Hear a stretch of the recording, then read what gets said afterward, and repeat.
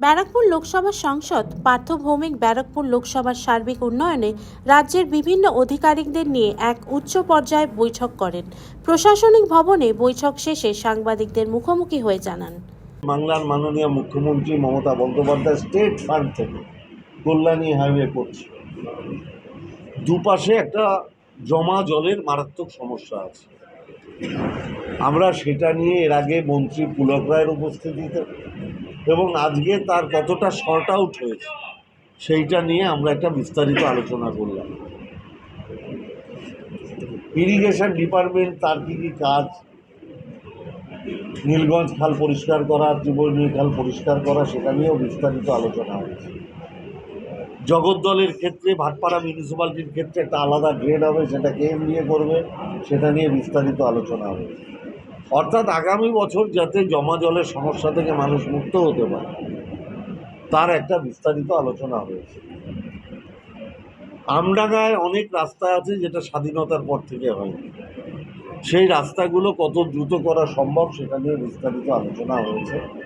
DM সাহেব এবং জেলা পরিষদের সভাধিপতি সেটা দেখবেন বলে বিবেচনা করে বলেছে। শিউলি পঞ্চায়েতের ক্ষেত্রেও, যেহেতু শিউলিটা আপনারা জানেন একটা বিস্তৃত এলাকা, সেই জন্য সেখানেও অনেক কিছু রাস্তাঘাটের আমাদের করতে হবে, সেই ব্যাপারেও বিস্তারিত আলোচনা হয়েছে। ব্যারাকপুর মিউনিসিপ্যালিটির ওয়্যারলেস মোড় থেকে ফ্লাইওভার অফ তার ড্রেন এবং রাস্তা চওড়া নিয়ে বিস্তারিত আলোচনা হয়েছে। ব্যারাকপুর থেকে একটা ড্রেন নীলগঞ্জ খালে গিয়ে পড়বে যাতে জমা জলের শহরের সমস্যাটা মুক্ত হয়, সেটা নিয়ে বিস্তারিত আলোচনা হয়েছে।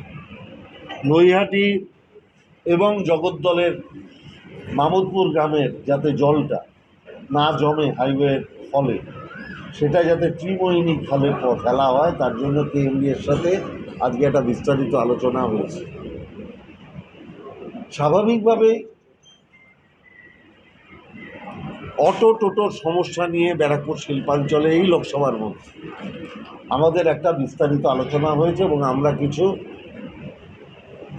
নীতি প্রণয়ন করছি এবং আমাদের একটা এসডিও সাহেবের নেতৃত্বে একটা কমিটি গঠন হয়েছে, যারা দেখবে যে কত অটো চলার কথা, কত অটো ব্যারাকপুর লোকসভার মধ্যে চলে।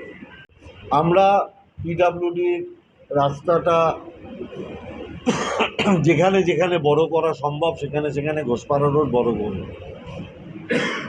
আর যারা এর আগে জোর করে দখল করে রেখেছিলেন আমরা তাদের পুনর্বাসনেরও একটা পরিকল্পনা করছি। আমরা জায়গা খুঁজছি, যে জায়গাটা পেলে আমরা পুনর্বাসনের ব্যবস্থা করে দেবো, কারণ আমরা মমতা ব্যানার্জি চান না কারুর পেটে লাথি পড়বে, কিন্তু আমাদের একটু সময় দিতে হবে। আমি প্রত্যেককে অনুরোধ করব আমাদের সেই সময়টুকু দেওয়ার জন্য। এটাই মূলত আলোচনার জিস্ট আপনাদের বললাম। সেই অর্ডারটাকে ওনারা বলেছেন যে 100% ফুড গ্রেনসে তারা চটের বস্তা ইউজ করবেন এবং 20% সুগারের ক্ষেত্রে ইউজ করবেন। যেটা আগেও বলা ছিল 80 এবং 20, সেটাকে 100% করেছে। আবার ব্যাপারটা হচ্ছে বাস্তবে কতটা হবে সেটা আগামী দিন যেটা এমপি সাহেব বললেন সেটা আমরা দেখে নেব। ওনারা বলেছেন 12,000 কোটি টাকার মিনিমাম পারচেস জুট ইন্ডাস্ট্রির থেকে তারা করবেন, এটা একটা প্রতিশ্রুতি তারা তাদের বিজ্ঞপ্তিতে দিয়েছেন। এছাড়া তারা বলেছেন এতে লাভান্বিত হবে 4 লাখ ওয়ার্কার যারা আমাদের জুট ইন্ডাস্ট্রিতে আছে। এছাড়া 40 লাখ যারা ফার্মার্স আছে, যারা চাষি আছে, তারা লাভান্বিত হবে। তো মূলত যেটা ছিল আমাদের দাবি যে অর্ডার পাওয়া, সেই অর্ডারের কথা ওনারা সুনিশ্চিত করেছেন এবং তারা আরেকটা আমাদের প্রতিশ্রুতি দিয়েছেন যে তারা এই গানি ব্যাগসের দামটা তারা বাড়াবে। আগামী একটা মেথোলজিক্যাল ডিজাইন করে তারা এই জুটের ব্যাগের দাম বাড়াবে। যদি তারা জুটের ব্যাগের দাম বাড়ায় তাহলে পুরো ইন্ডাস্ট্রিটা লাভান্বিত হবে, আর আমাদের যারা ওয়ার্কার্স এবং যারা ফার্মার্স চাষি আছে তারাও লাভান্বিত হবে। এটাই আমাদের ডিমান্ড ছিল, শর্টে আমরা সেটা জানালাম। এই ডিমান্ড